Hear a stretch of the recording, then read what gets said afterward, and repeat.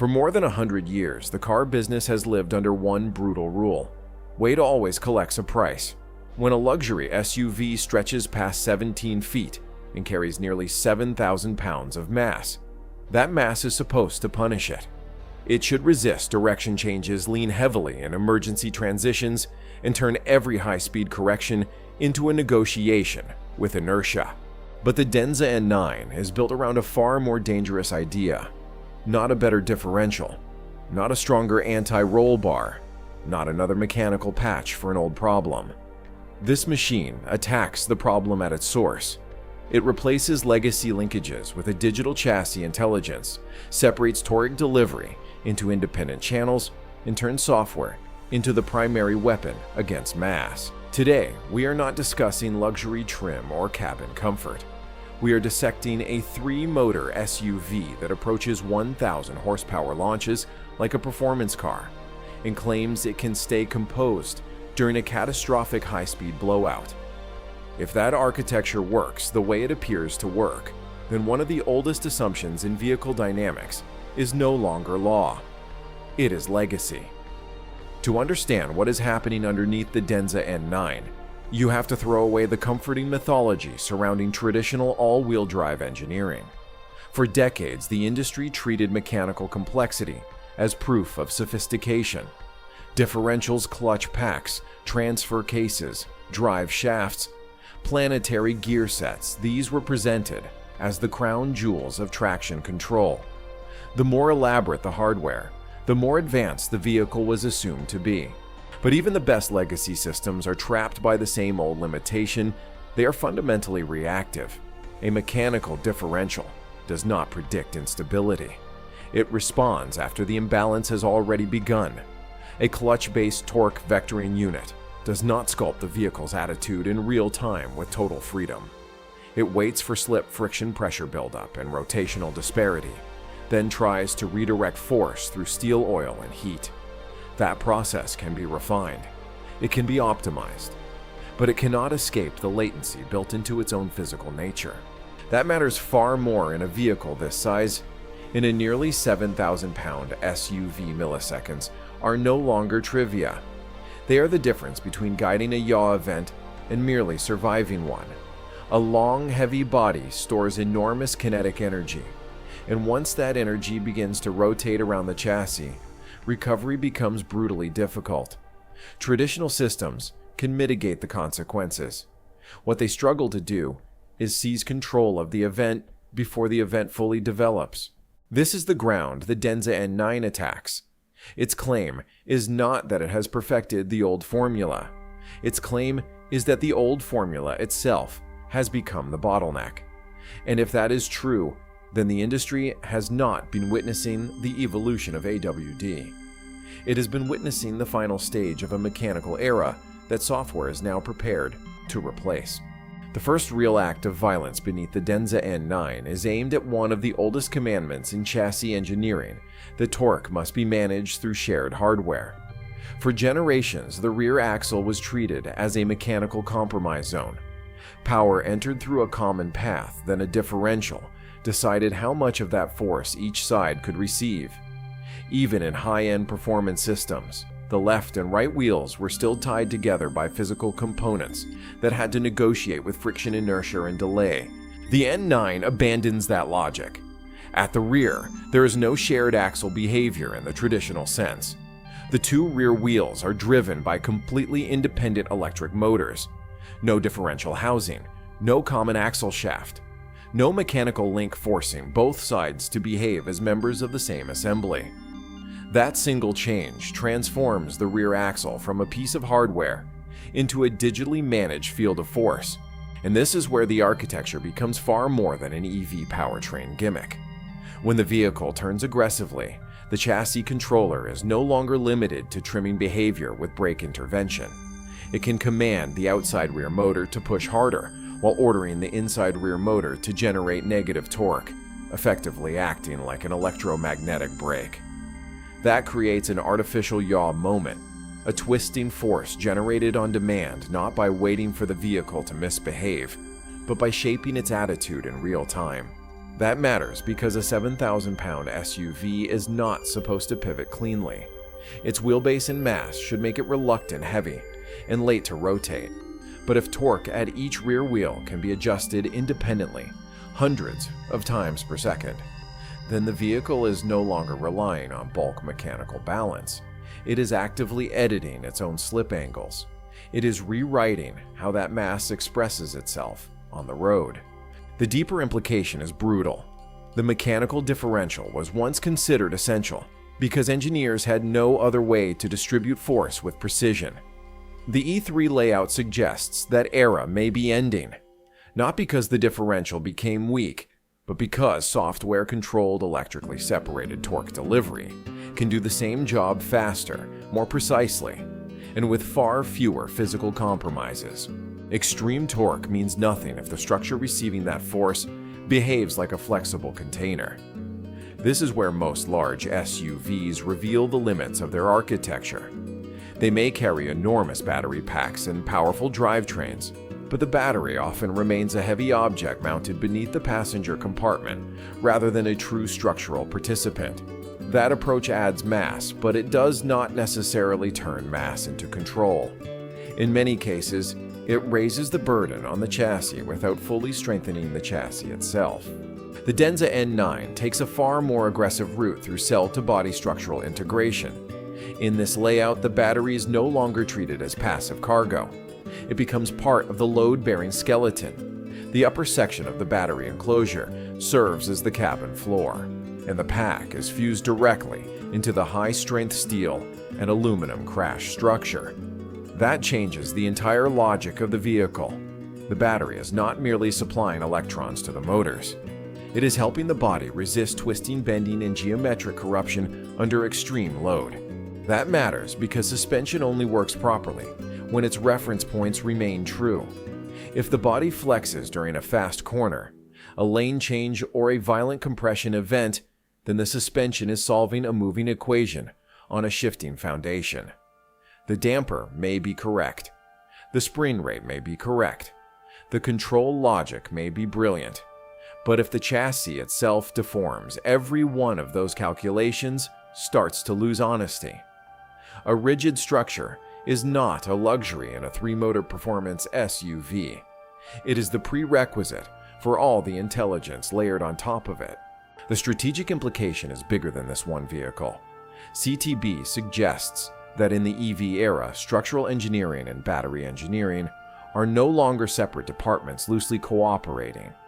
They're becoming the same battlefield, and once the battery becomes a stressed member instead of a dead payload, the old distinction between energy storage and chassis design starts to collapse. A vehicle this heavy cannot rely on suspension in the old passive sense. Once you approach 3 tons of mass body motion, stops being a comfort issue and becomes a physics management problem. During hard acceleration, the rear wants to squat. During panic braking, the nose wants to dive. In rapid transitions, the body wants to roll pitch and shift its load faster than conventional systems can calmly control. In a machine like the Denza N9, that delay is not a minor flaw. It is the opening through which instability enters. That is why the DiSus-A system matters. It is not presented as a luxury air suspension designed merely to soften bumps or raise the body for appearance. It is positioned as a dynamic load management network. Multi-chamber air springs continuously, variable semi-active dampers, high-frequency accelerometers, ride height sensors at every corner, and forward-looking cameras are all feeding data into a dedicated chassis computer. The suspension is no longer waiting for the body to move before reacting. It is trying to intercept the movement before the mass fully commits to it. When the driver launches hard, the system can increase rear pneumatic support and tighten rear damping to resist squat. When the driver slams the brakes, it can brace the front axle to reduce dive and preserve a flatter tire contact patch. And while those individual actions sound familiar on paper, the real difference is that the N9 appears to treat pitch roll and yaw as one connected event rather than 3 separate problems. It is not just adjusting ride quality. It is actively managing how energy travels through the body. That is the deeper shift. In legacy vehicles, suspension mostly absorbs consequences. In this architecture, suspension starts behaving like a predictive control layer. And once that happens, the SUV no longer feels like a giant mass being tolerated by clever hardware. It starts to behave like a giant mass being continuously negotiated by software. There is a lazy way to describe a vehicle like the Denza N9.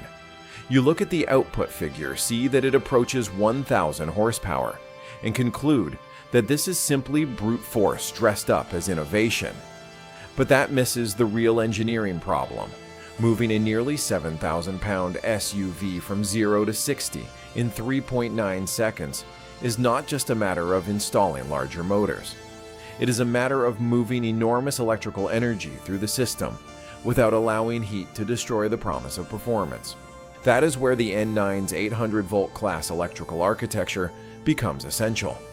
Higher voltage reduces the current required to deliver the same power, and lower current means less resistive heat throughout the system.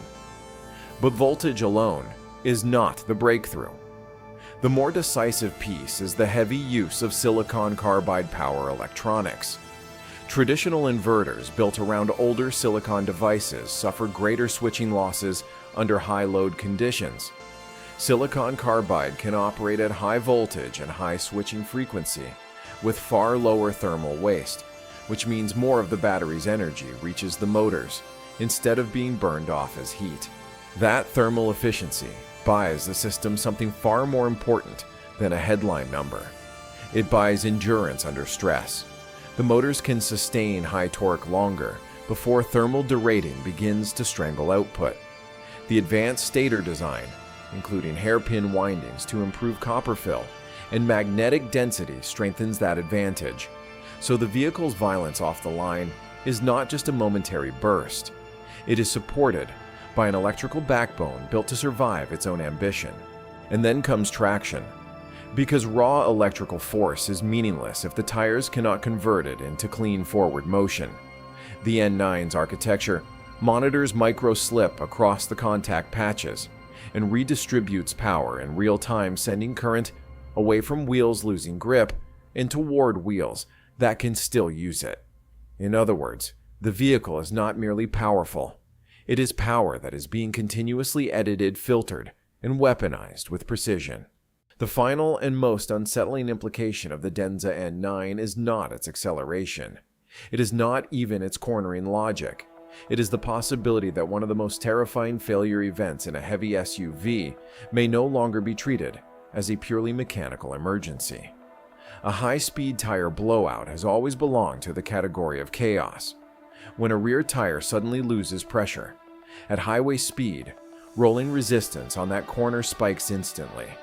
The vehicle is hit by a violent asymmetrical drag force, and that force creates an immediate yaw moment that tries to rotate the body out of line. That is why these incidents become so lethal.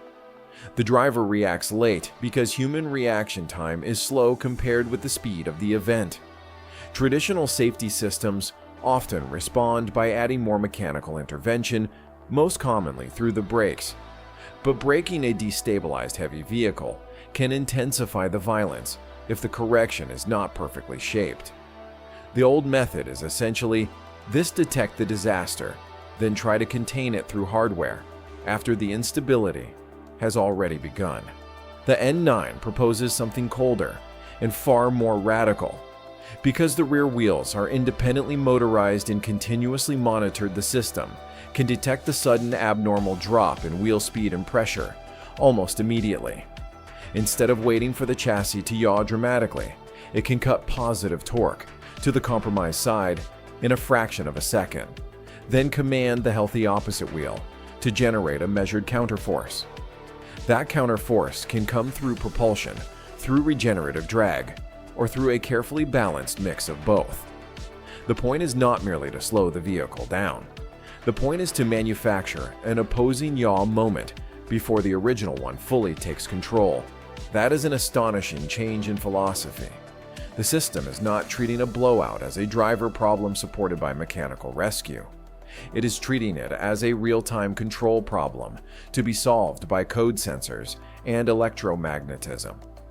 Hundreds of times per second, the vehicle can recalculate how much corrective force is required to keep the 3-ton body pointed in a straight vector. In theory, that means the event people once feared as a near-certain spin becomes a digitally managed deceleration sequence.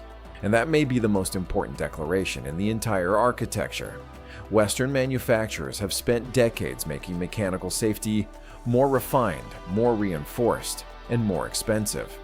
But this platform hints at a different future altogether, one where the most dangerous failure modes are not merely cushioned by hardware, but erased by software before the driver even understands what has happened. What the Denza N9 ultimately represents is not a faster luxury SUV. It represents a transfer of authority. For more than a century, the industry trusted steel shafts, gear sets, hydraulic logic, and mechanical compromise to keep mass under control. This architecture points to a harsher reality. The future of heavy vehicle dynamics may no longer belong to the smartest mechanical system. It may belong to the fastest digital one. That is why this vehicle matters beyond its badge, beyond its market, and beyond its launch year headlines. If a 3-motor software-defined chassis can make a machine this large, accelerate, rotate, stabilize, and even survive disaster in ways traditional layouts struggle to match, then the old engineering hierarchy is no longer secure. It is being challenged at the foundation. Western automakers are still refining the mechanical age. Machines like this are beginning to argue for something colder, a world where code does not support the chassis, but commands it. And if that transition is real, then this is not the arrival of another premium SUV. It is the beginning of a much larger industrial verdict.